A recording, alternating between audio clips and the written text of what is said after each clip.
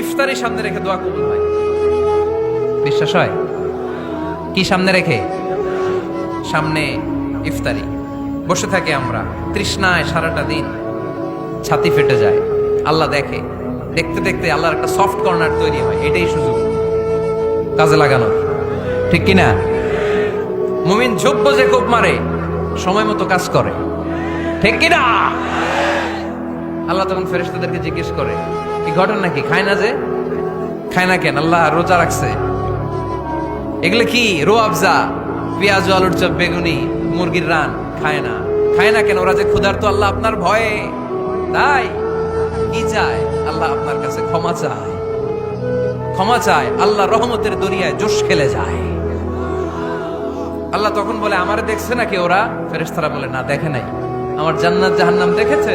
না দেখে নাই। আমারে না দেখে, জান্নাত জাহান্নাম না দেখে আমার এত ভয় করে। যাও, আজকের এই রোজার বিনিময়ে এখন বান্দা যা চাইবে সব কবুল করে নাও।